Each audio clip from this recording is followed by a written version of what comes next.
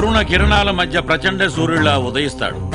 నువ్వు కళ్ళు తెరిచి చూసే లోపు నీ అజ్ఞానపు కళ్ళు తెరిపించి శుభాలు పలికిస్తాడు.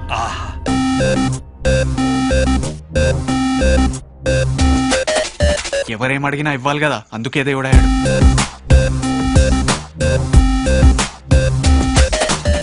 అంటే దేవుడు కూడా మార్కెటింగ్ టీం పని చేస్తోందన్నమాట.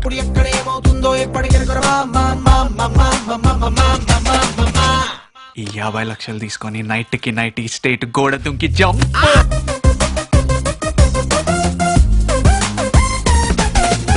బాబాయ్ లాంటి టీ షర్ట్స్ వేసుకుంటాడా?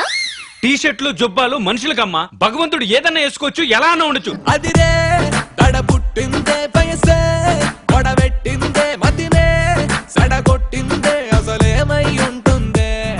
దేవుడు 1000 కోట్లు కుమ్మేయచ్చు. మన ఎంపీలు ఎమ్మెల్యేలు బ్లాక్ మనీ ఎక్కడ దాచుకోవాలో తెలియక కొట్టు సాత్తున్నారే.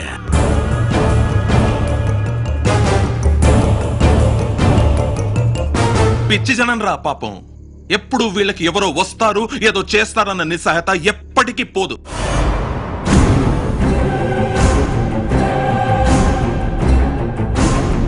ఇప్పుడు నేను దేవుడిని, నేనేం చెప్తే అది జరుగుతుంది.